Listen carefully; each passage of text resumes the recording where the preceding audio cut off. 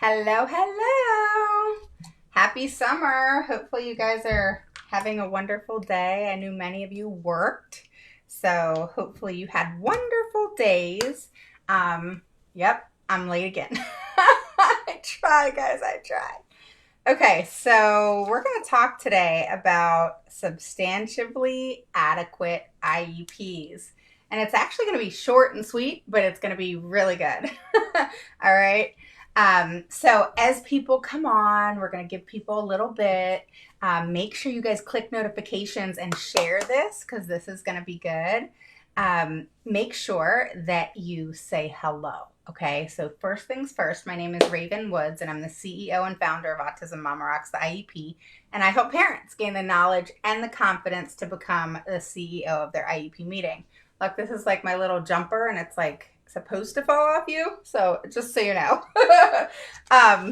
Okay, so that's who I am, and next, I want you guys to click notifications. I want you to know when I go live, even if you don't come live and join me. Okay. I just want you to know when I go live so that you can come catch it later because I know with everything going on today, things that require your attention right now is the IEP because it's so important to put that first, not in front of your family, but this is part of your family, your child. And you want to make sure that, it's put at the forefront because it's one of those things where due processes are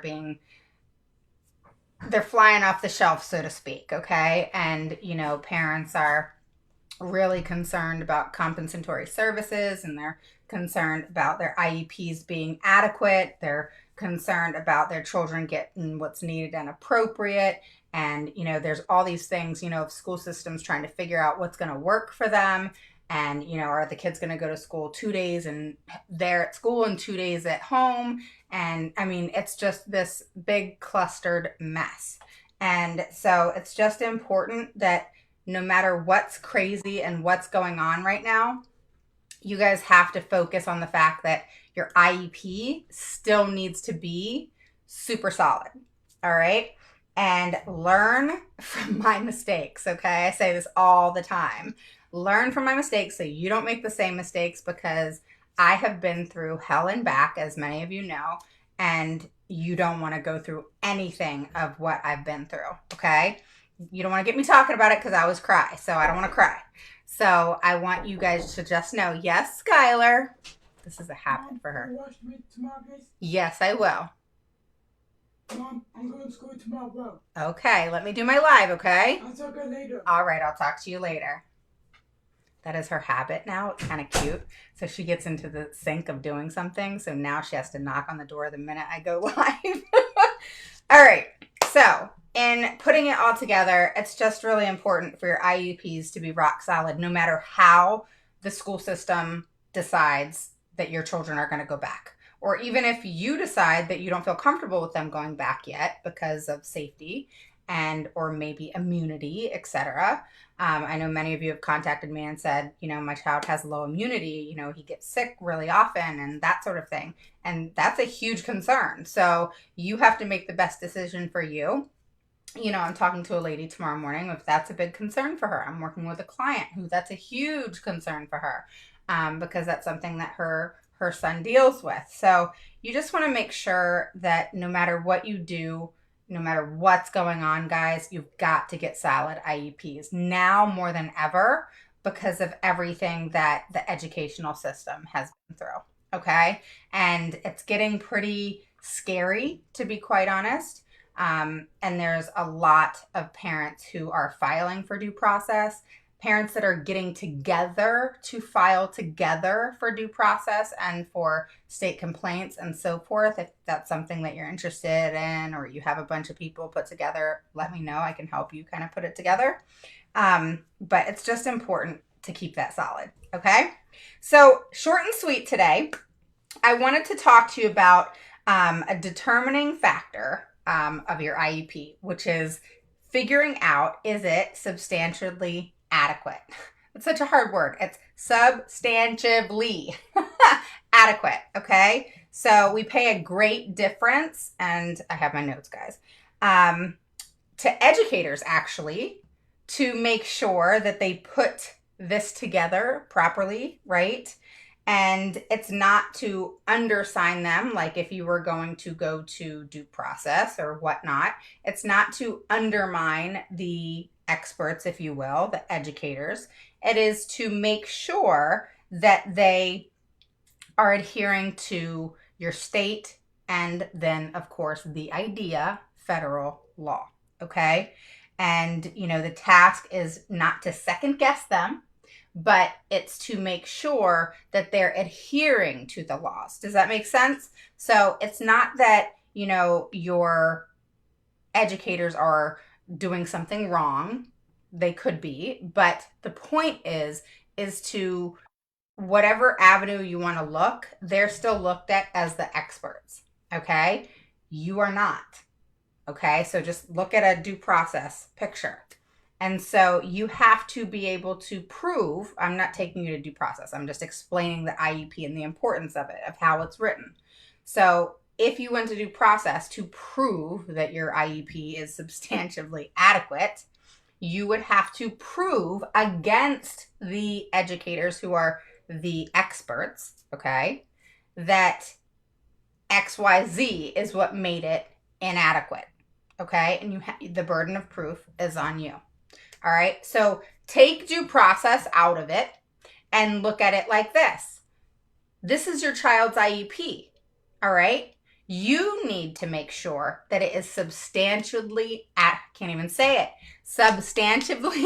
adequate, okay? So another thing that's important to understand is it is not required to provide maximum benefit, okay? The IEP is not required to provide maximum benefit. Look at it like this, all right? The statute does not say that the IEP has to be exactly what every loving parent wants the IEP to look like, okay? So what has to happen is it has to provide educational benefit. There has to be progress. There has to be a way in which that child can learn no matter what their disability. Okay? So the IEP has to be put in place where it doesn't matter what disability your child has, that they can and will make progress. To the maximum extent possible? No. But to the best extent possible, what's needed and appropriate for them to make progress? Yes. Does that make sense? If you have questions, just ask me. And I see you guys. I'm going to say hi in a minute. All right. So loving parents, I get it. I'm one of them. We want the best of the best for our kids. All right. So here's kind of a funny analogy for you. Okay. When, I've spoken to some hearing officers and they said to me, this is funny. All right. They said to me, Raven, you have to look at it like this. The school has to provide a fully running Chevrolet, all right? They don't have to provide the fully loaded Cadillac that parents want. And I thought that was kind of interesting of how he said that, because it made me think, oh, okay, well, there's nothing wrong with Chevrolets and, a fully running, ready to go Chevrolet. Okay, that's not bad. That was my first car, guys. But we can't expect the fully loaded Cadillac. Does that make sense? So that's fine. All right. But we're going to make sure that Chevrolet is one hell of a Chevrolet, right? So just keep that in mind. But don't let it worry you. Okay. It doesn't take away the fact that the burden of the expectation of what has to be done within the IEP is actually on the school. They're the ones who have to make sure that progress is done. They're the ones who have to make sure that progress reports are sent to you. They're the ones who have to make sure that the data is taken accurately. They're the ones who have to make sure that IEP that's substantially adequate is being run appropriately, that Chevrolet is running smooth, all right? Up and down 95, all right? No issues, all right? Smooth sailing. Of course, you hit a couple bumps in the road, all right? But it should be smooth sailing. They should, and what I mean by smooth sailing is any issues, any communication, any things that come up should be discussed, and there shouldn't have to be a contention. All right. Now, where the issues fall is where I've found myself in many, many different circumstances where there's this addition of them not communicating, then an addition of them not providing progress reports, then an addition of not getting adequate data, then an addition of them not being honest, then an addition of them not communicating it again. And it's this hamster wheel, all right, that I found myself in, all right? And you don't want to get into that hamster wheel, but sometimes we don't have an option. It's actually not in our hands. It's in their hands. And so we have to somehow get rid of that power struggle and figure out how to work together. The problem that I find is, as amazing as the teachers are, it's the administration level that we're fighting, and that we're hitting this brick wall that is going nowhere. So you have these amazing teachers that want to help the kids, that offer to help the kids, that come to IEP meetings and are sometimes told to shush and to not say this, that, and the other. And they're stuck in this place of wanting to help the child and keeping their job. And that's a problem, Another problem is the fact that administrators, and sometimes, guys, principals are not always on the administration level, all right? When I say administration, I'm talking about the bureaucracy of the administration building and everything within it, okay?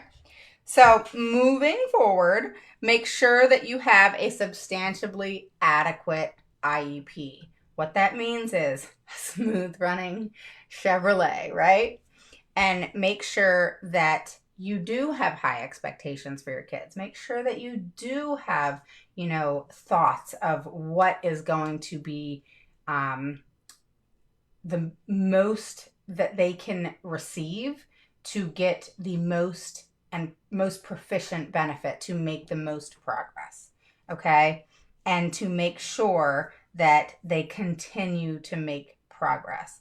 And that is in lieu of their disability. It doesn't matter what that is, okay?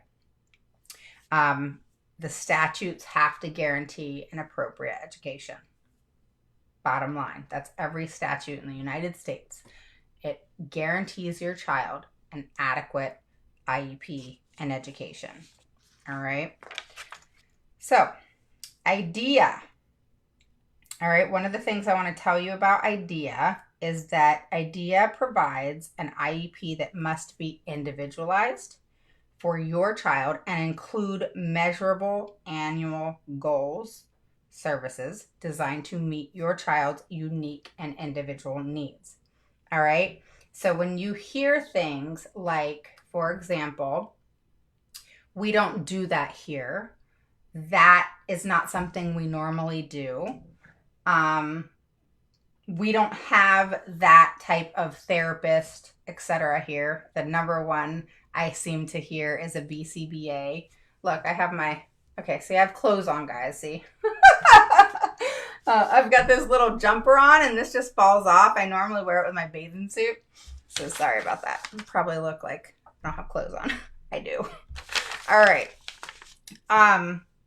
So just to make sure that it meets your child's educational needs, it's as unique for them. Not one IEP should look alike, unless your kids are just completely the same. And you know what? Twins aren't even exactly the same.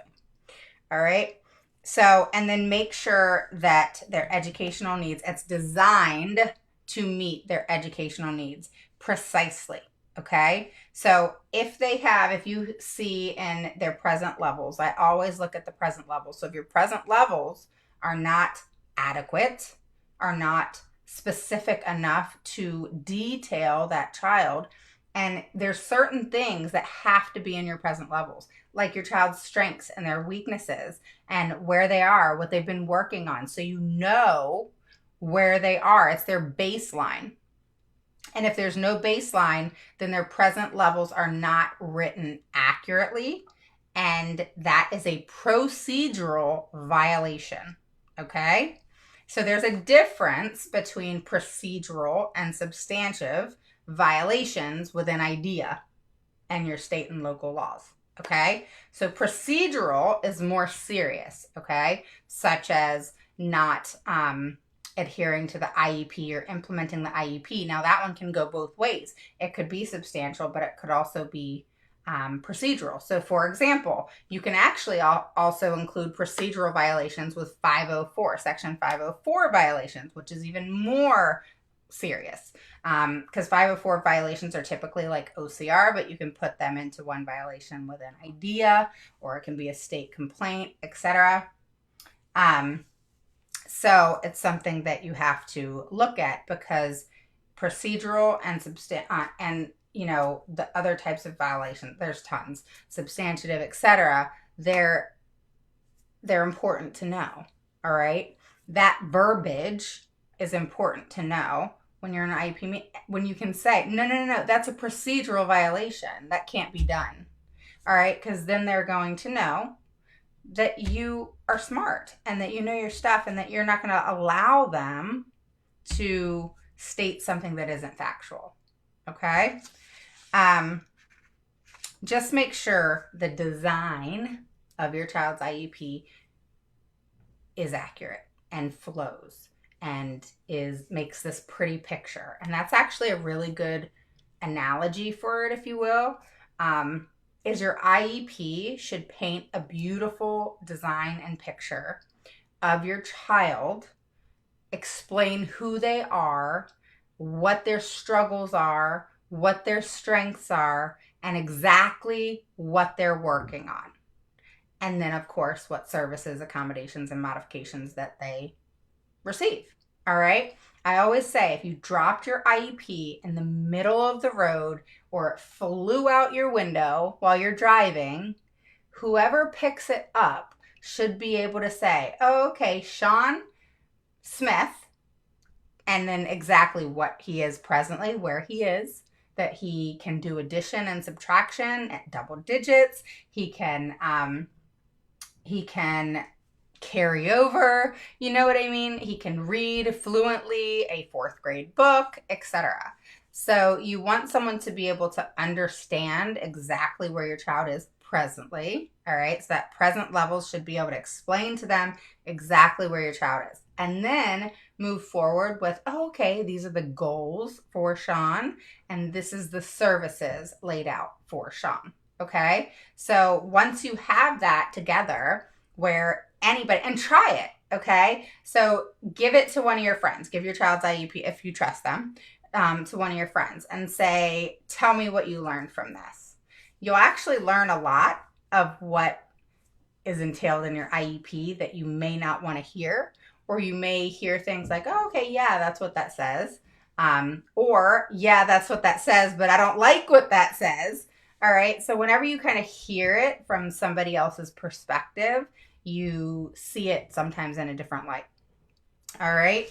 So that is actually it for today. It's all about designing your IEP so that it looks beautiful. All right. And it's not going to be gorgeous, but it's going to be beautiful in regards to your child. All right. And should meet their needs to the exact. All right. So if your child has a specific goal to be able to verbally voice, the alphabet A through Z by the end of the year, then that's what they should be able to do. If not, that is not a measurable goal. Okay. Now, if you think that your child can recite the alphabet verbally, A, B, C, D, E, all the way to Z, by the end of the year, but in your mind you're saying, oh, that's going to be pushing it. All right, just say it's a 3-year-old. That's going to be pushing it, then that's good. That's having high standards. But if you're thinking, no way, No way. Even having high expectations, then think about that and lessen it a little bit. And then if they accomplish it, and make sure that it's accomplished with data and that you see the data, then you can always increase it a quarter into the year, halfway through the year, etc. All right. Another thing I want to tell you about, because this is, Monday's tip of the week. And Mondays are always a little bit shorter. You want to make sure that you always have some sort of way that progress is monitored. All right, so let me give you an example. So in my area, it actually says on the website for the school that progress reports, okay, because your child by law in IDEA and the state has to be provided, you have to be provided with a progress report at the same time a child with a non-disability gets a report card or some type of progress report. Okay, so what that means is that your child is equal to a child that has no disability. Now, in my area, all right, on our website, which I'll be honest with you, I didn't know until I made a state complaint and they told me. All right, and that was just this year. I did not know that my county not only does the report cards, which is every 9 weeks, which is when I was supposed to receive report cards. Also, they give out progress reports every 4 weeks. So every 4 weeks is supposed to be a progress report, and every 9 weeks is supposed to be another progress report. Crazy, right? Where typical children with no disabilities get the progress report at 4 weeks and then the report card at 9 weeks. So if your child doesn't get a report card in my area, then it's 2 progress reports. I didn't know about the 4-week one. Had no idea. So those are the things that you want to look into. So whenever I make a mistake, I'm going to tell you guys about it so that you guys can learn from it. Okay? Not that it was a loss or anything that I didn't get anything every 4 weeks, but it's not every quarter. And that was important to learn. All right. So in IDEA, it says every quarter, but it also says anytime that a child with a non-disability gets a report card, et cetera, et cetera.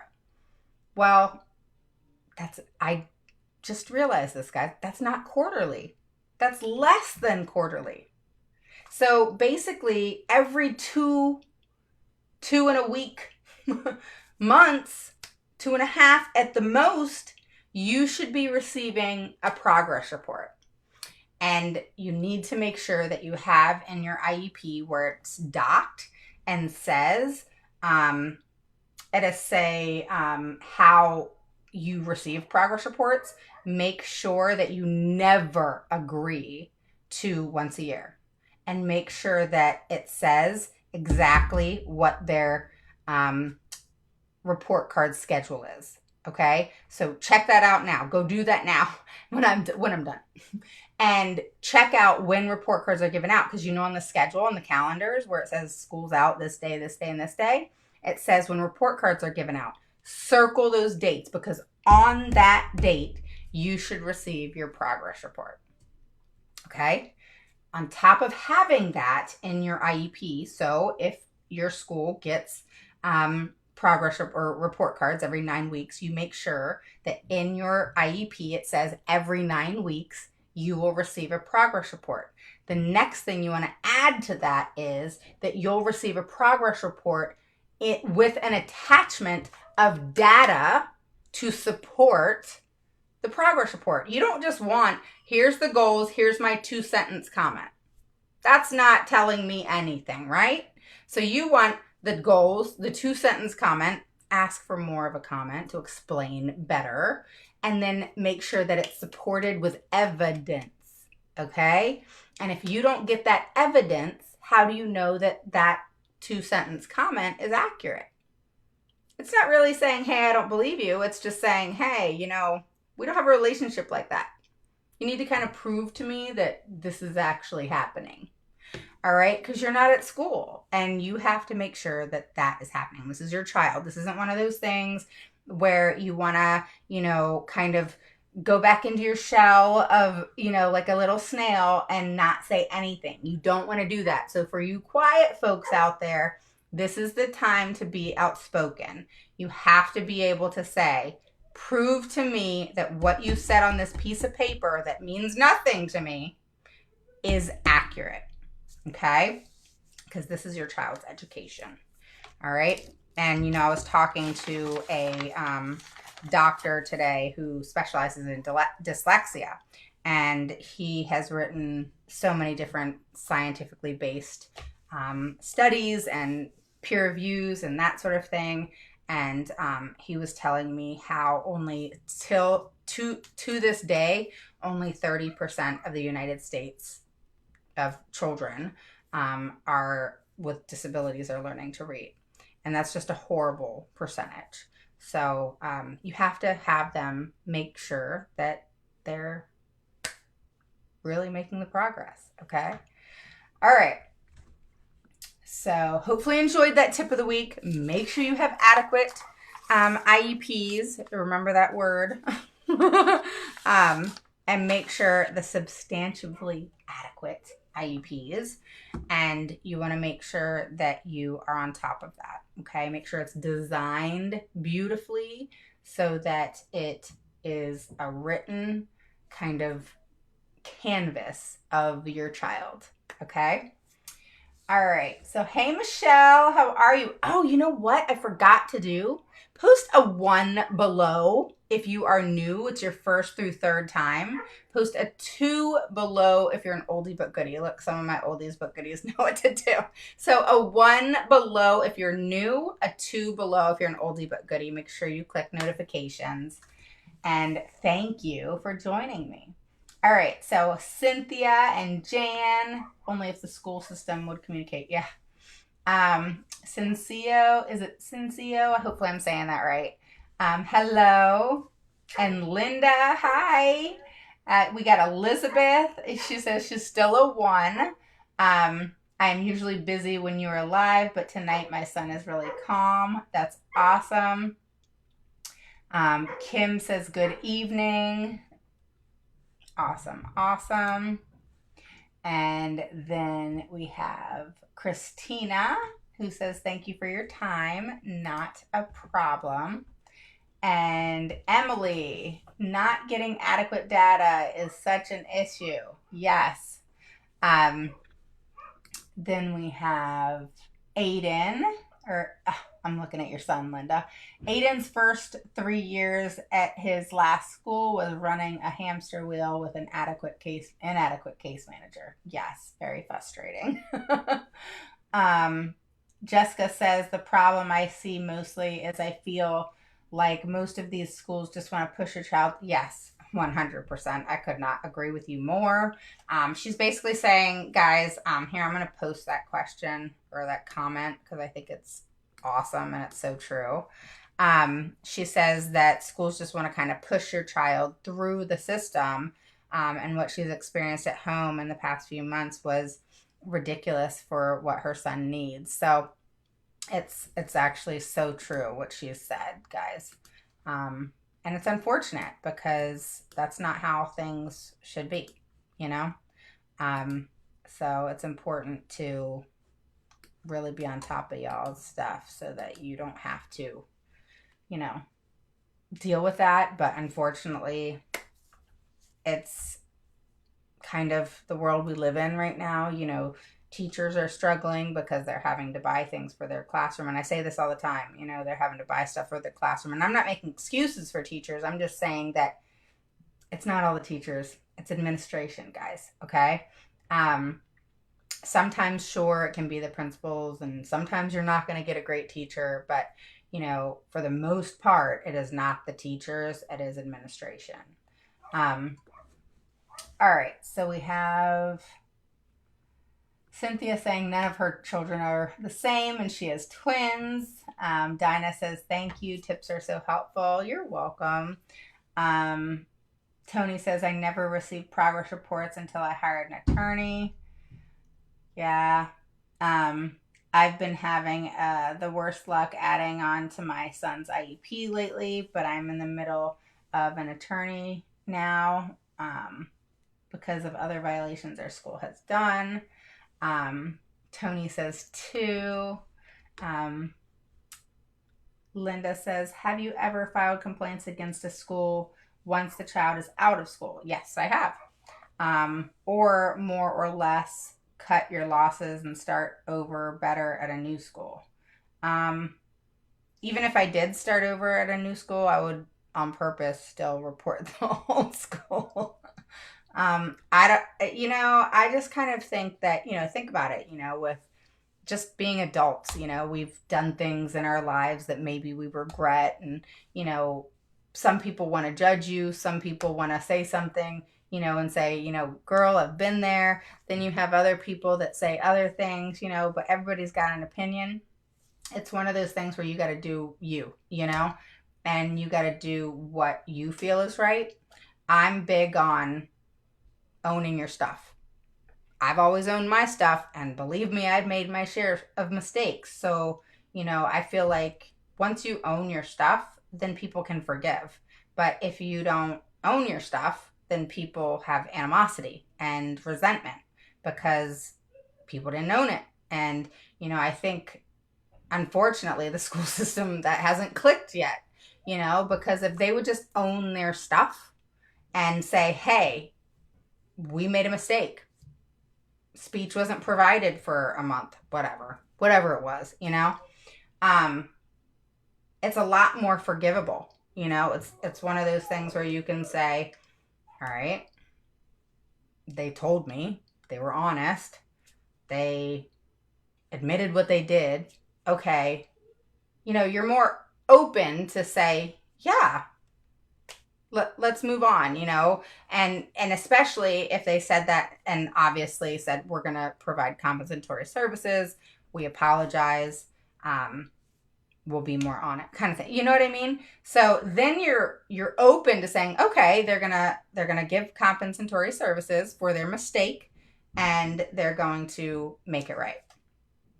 But if they don't make it right and they don't own their stuff, that's when us moms and dads get really super frustrated, and it creates a contention and a not very good relationship, which is where a lot of parents are the route that we don't have a choice but to take.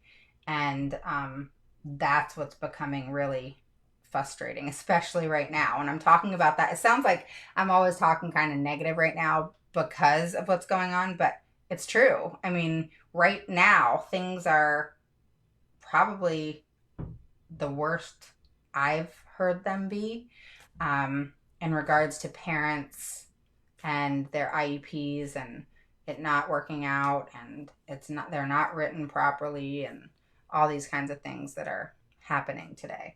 So we got to get that changed, we got to get that fixed, and we got to get things up and rolling. And again, that has nothing to do with if your child's going to school full time or 2 days a week. Your IEP still needs to be solid. So even if they don't learn in the best way online, at least it will be offered. And at least you will have the option to do what you want to do versus nothing be offered at all. Does that make sense? All right. So we have, so hopefully that answered your question, Linda. Mary says she's a 1. Welcome. Jessica said, you're kind of new, been here a couple times. That's right. Mary says, thanks, and you are so welcome. Tony says, they assume our children can't accomplish anything because of their diagnosis. I don't know if that would be 100% true for each situation, but if that's the case, then that stinks. And I have heard many times where, oh, you have to understand that your child has autism, or oh, you just have to understand that your child has dyslexia. He can't learn anymore. I would flip out because who are you to say that? You know, I can't even really say that. So how do you say that? You know? So be careful of what people say and make sure that you step up to that, because you know, you don't want things said about your child. You got to think about this. If they're going to say it to you, are they saying it to your child? And if you don't think they are, what makes you not think that they are? That's what concerns me. If it comes out of an educator's mouth in the, not, you know, if they were on the outside, just in the school, and they say whatever it is that they say that's negative, all right? And again, it's not always negative at all. But if they did, you know, because I actually had years ago, I'll tell you the situation because it was not a good meeting. It was many years ago, and the psychologist who did Skylar's, what is it? Totally took a brain fart. Who did her psychological. Anyway, it was done in a rush. I don't remember why, but it was done in a rush over the summer. And so they did her psychological, and then I go and I have this meeting with them. And she basically said just that, Tony. She said, I don't think that your child can learn any more than she already has. And as a parent, you never want to hear that. And as a parent with my personality, I and how I think, which is, you know, never underestimate an underdog. If you will, if you even want to call Skylar that, she wasn't an underdog, but if you were to say that, that's not my position, even as a mother, to say who can or cannot make progress or who can and cannot do XYZ. Because you know what? I don't know. And I'm not God. And I think that so many things can happen that we think maybe won't happen. Lots of things happen with our kids, especially with early intervention. And so anyway, long story short, Skylar has doubled those numbers, and continues to always move forward. Now, in reading and math is where she struggles, and that's, you know, kind of my hiccup right now. And I'm dealing with that as far as Skylar's concerned. So see, I'm in the trenches with you guys. It's going to be handled. She's, you know, at Linda Mood Bell now and getting compensatory services and that sort of thing. But I pray that she does well. So make sure you wish her luck. And but I hear Linda Mood Bell is amazing. So we're just going to hope she makes progress. And continues to, you know, do okay. So, long story short, I want you guys to go look at your school's websites, okay? I want you to tell me, and you can post below once this video is over, because I'm curious. I want to know, okay? So, if you would, please share below, once you check your school's website, when progress reports are given out, and when, what that is when report cards are given out.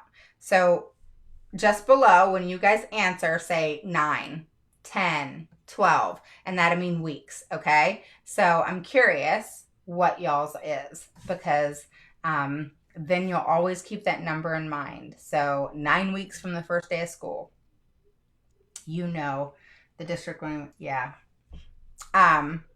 So just make sure that you do that, because I'm curious, and then post it below so that you always have that number in mind, and that it will help other parents to see that, you know, this is what the school has to do. You have to get these progress reports, and make sure that that is in your IEP. So whatever that number is, whether it's a 9 or a 10 or 11 or 12, because those are usually the numbers, that is when you're getting your progress report, and that is what is said in your IEP of when you get your progress report, and put in there that you will also get data. So you want report data collection, and you want written work or assessments. Okay, so that's the data, only data that you want to put in your IEP. Report data collection, written work and assignments, and assessments. And if your child takes quizzes, etc., that can just kind of fall under assessments. All right? You don't really want notes of speech therapists. I don't want your notes. I want data.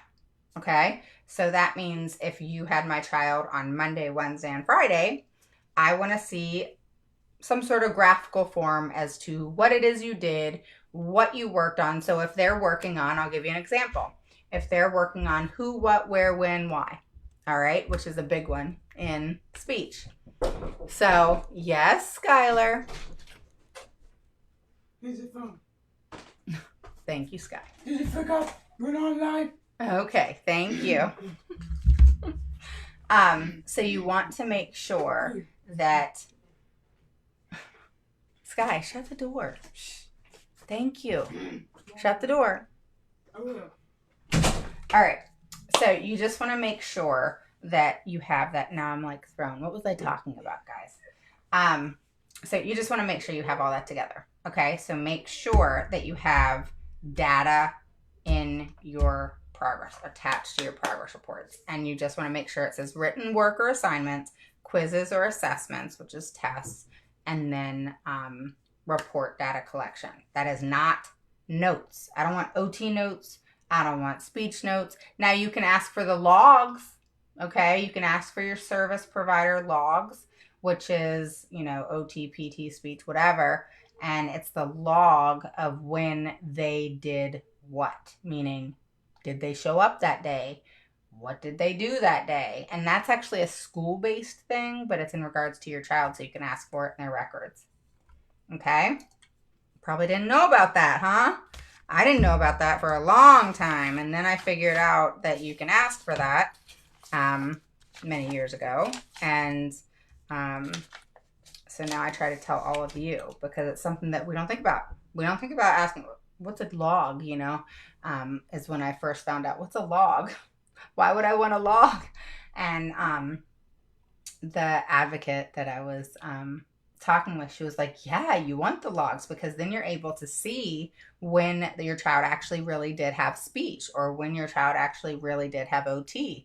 And if they were absent, or were they absent for like 5 days, did they make up that speech for those 5 days that the speech therapist was sick, or did the school system provide another speech therapist?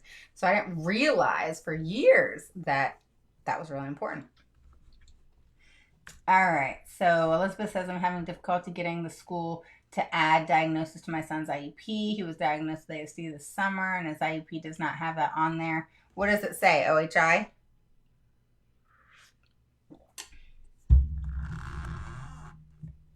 Does it say OHI, Elizabeth? You're welcome, Tracy.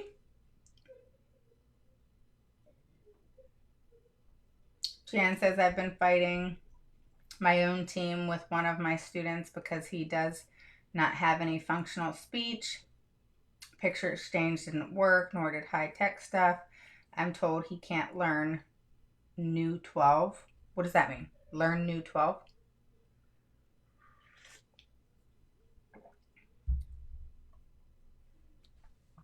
You're going to have to explain that to me, Jan. So quarterly, Tony. Okay. Jessica says, I actually have always asked for my son's notes. See, I ask for emails. You can send me an email each week, just giving me 2-3 sentences of what my child did. But I don't really care about the notes. Unless I'm asking for the records, then I don't really care about the notes. I want to know what my child's doing, but I don't really care about their notes. So I'd rather data.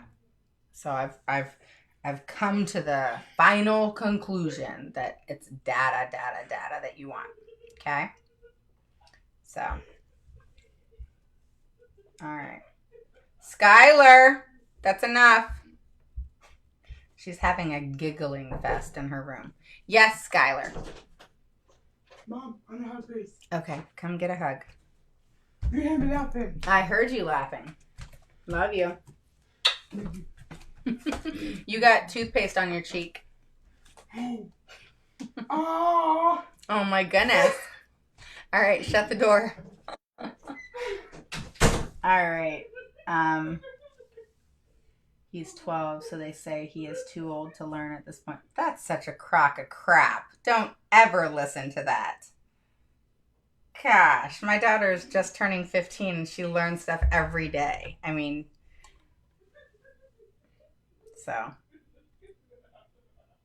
All right, Sky. All right.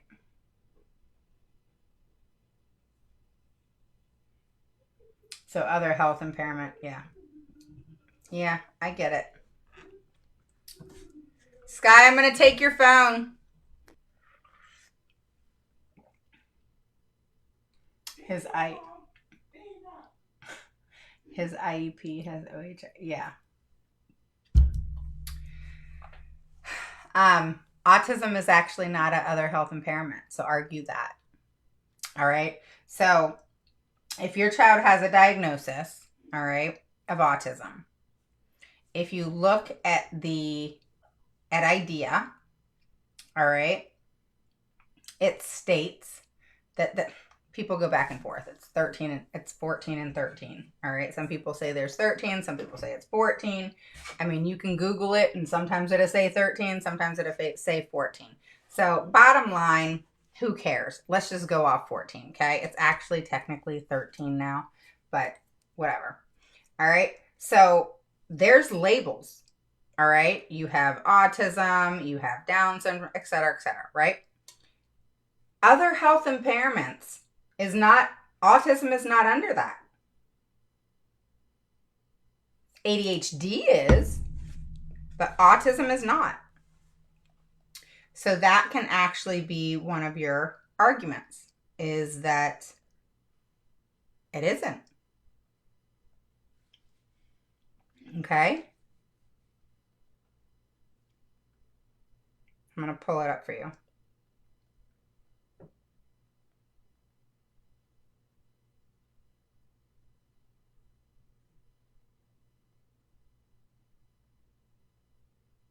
All right.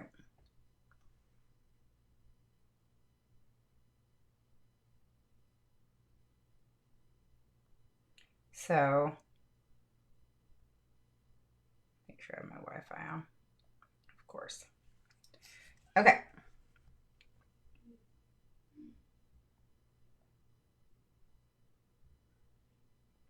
All right, you guys ready? All right, so you have specific learning disabilities. That's SLD. All right, I wanted to look it up on COPA because that has a better outline.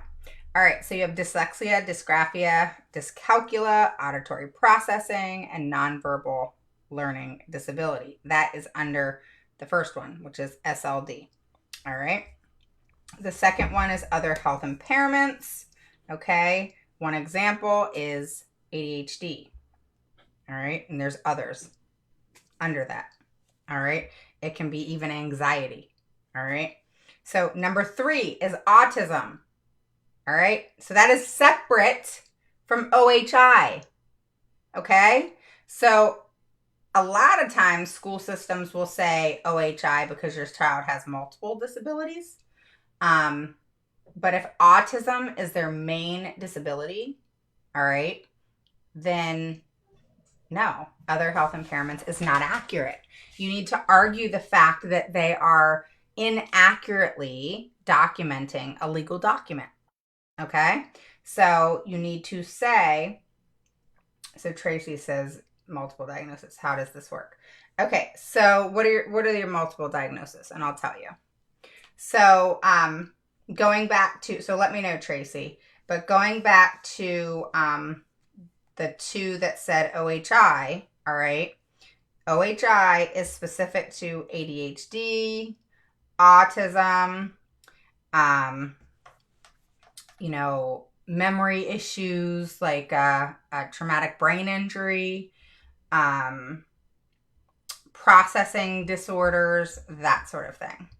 Okay? Then you have autism, you have emotional disturbance, so you got the behavior portion. You have speech impairments, you have visual impairments, deafness, hearing, deaf and blind. Then you have orthopedic impairment, so that's your physical disabilities, all right, like cerebral palsy, stuff like that. Yeah, I hear you. You have traumatic brain injury, multiple disabilities. Okay, so there's 13 categories, all right, and other health impairments is not where autism is.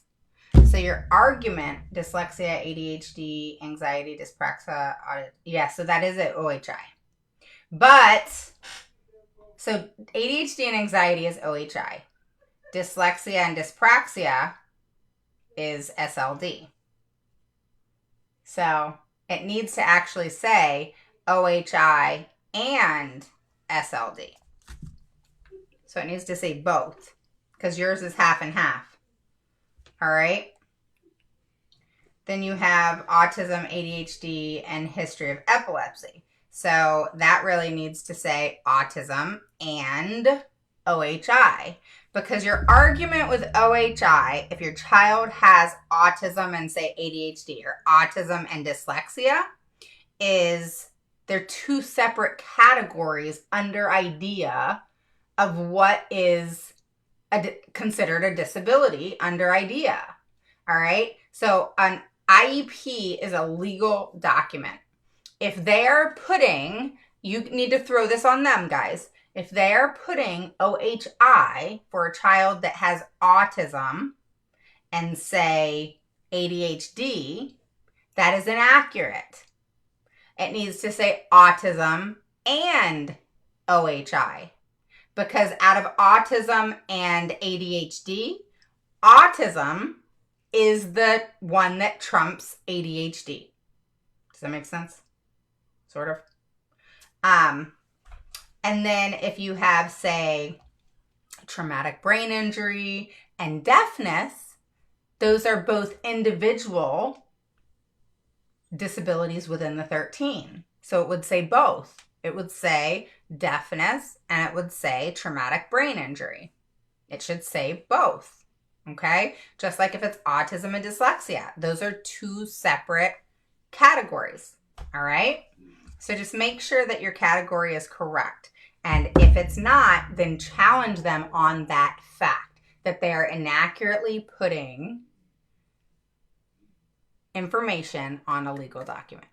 Okay? And continue to fight that. All right? All right, guys. It was good talking with you today. And I'm going live every day. So I will be going live tomorrow evening over on my group, Autism Mama Rocks IEP group. You can put it in the search bar. I do a Q&A every Tuesday at 8 o'clock. All right. So that's tomorrow night. But tomorrow day, I'm going to come live and just say hey and probably give an IEP tip, that sort of thing. I love doing IEP tips. They're fun. So if there's ever anything you guys want to know or learn, make sure to PM me and I'll definitely do that for you. And we will go from there. All right. And make sure to share, and share, because your name is going into a basket for the gift of the month, which I don't usually do for the page. I normally do it for my group. But on my birthday, July 27th, I will be giving out a free gift. So make sure you share and then post below that you shared and I will put you in the basket. Okay? So I will talk to you guys soon and I will see you tomorrow. Bye.